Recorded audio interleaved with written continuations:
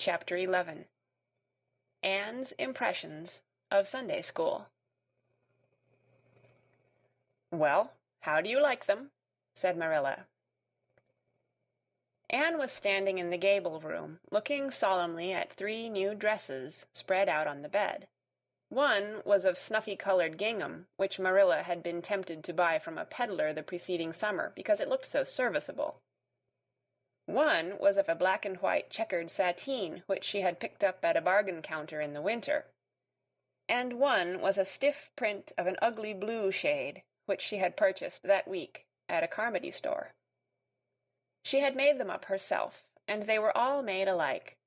Plain skirts fulled tightly to plain waists, with sleeves as plain as waist and skirt, and tight as sleeves could be. "I'll imagine that I like them," said Anne soberly. "I don't want you to imagine it," said Marilla, offended. "Oh, I can see you don't like the dresses. What is the matter with them? Aren't they neat and clean and new?" "Yes." "Then why don't you like them?" They're not pretty," said Anne reluctantly. "Pretty!" Marilla sniffed. "I didn't trouble my head about getting pretty dresses for you. I don't believe in pampering vanity, Anne, I'll tell you that right off. Those dresses are good, sensible, serviceable dresses, without any frills or furbelows about them, and they're all you'll get this summer. The brown gingham and the blue print will do you for school when you begin to go. The sateen is for church and Sunday school. I'll expect you to keep them neat and clean, and not to tear them. I should think you'd be grateful to get most anything after those skimpy, wincey things you've been wearing." "Oh, I am grateful," protested Anne. "But I'd be ever so much gratefuler if you'd made just one of them with puffed sleeves. Puffed sleeves are so fashionable now. It would give me such a thrill, Marilla, just to wear a dress with puffed sleeves." "Well, you'll have to do without your thrill. I hadn't any material to waste on puffed sleeves. I think they are ridiculous-looking things anyhow. I prefer the plain, sensible ones." "But I'd rather look ridiculous when everybody else does than plain and sensible all by myself," persisted Anne mournfully. "Trust you for that. Well, hang those dresses carefully up in your closet, and then sit down and learn the Sunday school lesson. I got a quarterly from Mr. Bell for you, and you'll go to Sunday school tomorrow," said Marilla, disappearing downstairs in high dudgeon. Anne clasped her hands and looked at the dresses. "I did hope there would be a white one with puffed sleeves," she whispered disconsolately. "I prayed for one, but I didn't much expect it on that account. I didn't suppose God would have time to bother about a little orphan girl's dress. I knew I'd just have to depend on Marilla for it. Well, fortunately, I can imagine that one of them is of snow-white muslin, with lovely lace frills and 3 puffed sleeves." The next morning, warnings of a sick headache prevented Marilla from going to Sunday school with Anne. "You'll have to go down and call for Mrs. Lynde, Anne," she said. "She'll see that you get into the right class. Now, mind you behave yourself properly. Stay to preaching afterwards and ask Mrs. Lynde to show you our pew. Here's a cent for collection. Don't stare at people, and don't fidget. I shall expect you to tell me the text when you come home."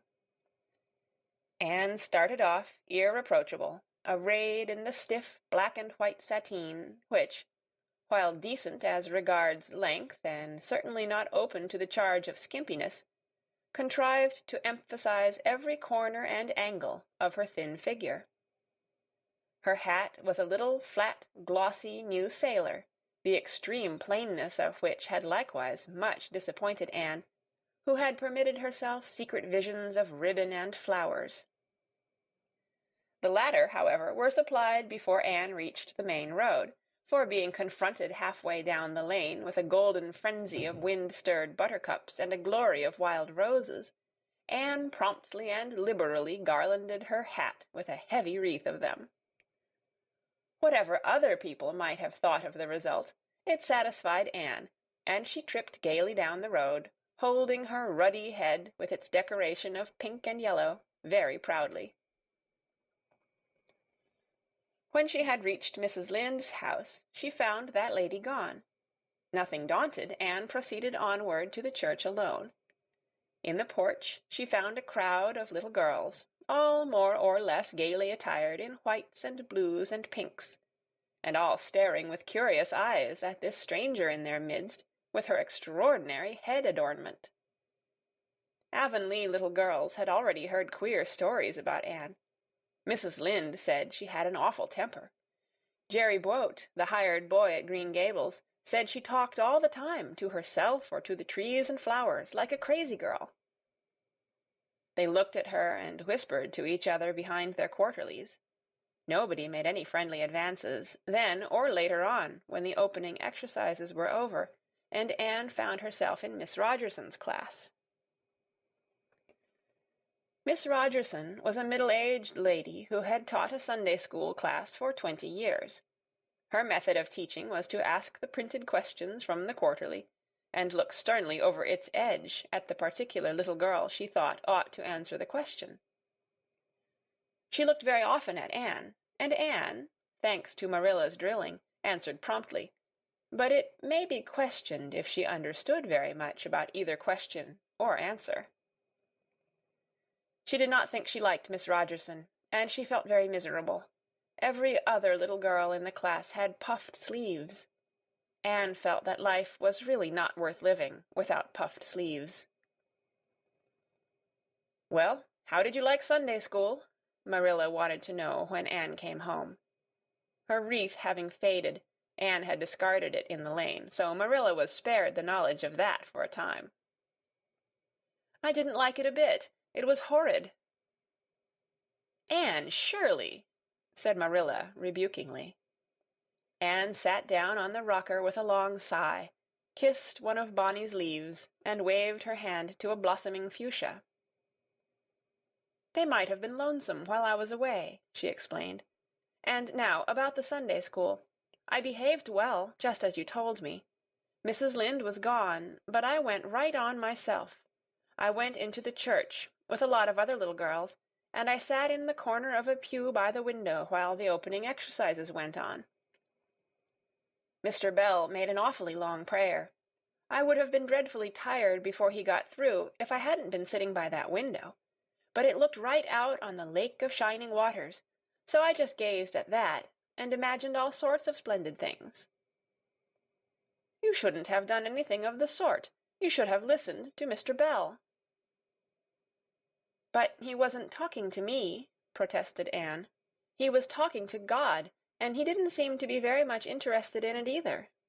I think he thought God was too far off, though. There was a long row of white birches hanging over the lake, and the sunshine fell down through them, way, way down, deep into the water. Oh, Marilla, it was like a beautiful dream. It gave me a thrill, and I just said, 'Thank you for it, God,' 2 or 3 times. "Not out loud, I hope," said Marilla anxiously. "Oh, no, just under my breath.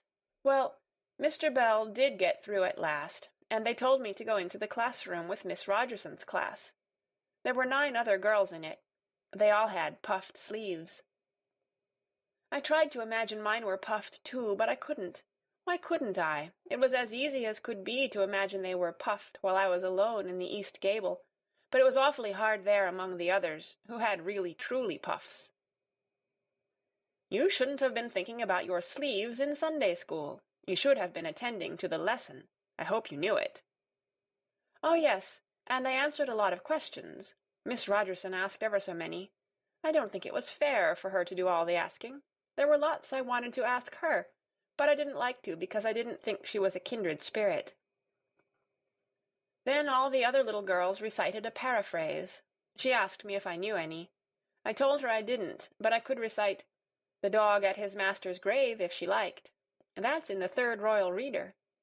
It isn't a really truly religious piece of poetry, but it's so sad and melancholy that it might as well be. She said it wouldn't do, and she told me to learn the 19th paraphrase for next Sunday. I read it over in church afterwards, and it's splendid. There are 2 lines in particular that just thrill me. Quick as the slaughtered squadrons fell in Midian's evil day. I don't know what squadrons means, nor Midian either, but it sounds so tragical. I can hardly wait until next Sunday to recite it. I'll practice it all the week. After Sunday school, I asked Miss Rogerson, because Mrs. Lynde was too far away, to show me to your pew. I sat just as still as I could, and the text was Revelations, 3rd chapter, 2nd and 3rd verses. It was a very long text. If I was a minister, I'd pick the short, snappy ones. The sermon was awfully long, too. I suppose the minister had to match it to the text. I don't think he was a bit interesting. The trouble with him seems to be that he hasn't enough imagination. I didn't listen to him very much. I just let my thoughts run, and I thought of the most surprising things. Marilla felt helplessly that all this should be sternly reproved, but she was hampered by the undeniable fact that some of the things Anne had said, especially about the minister's sermons and Mr. Bell's prayers, were what she herself had really thought deep down in her heart for years, but had never given expression to. It almost seemed to her that those secret, unuttered, critical thoughts had suddenly taken visible and accusing shape and form in the person of this outspoken morsel of neglected humanity.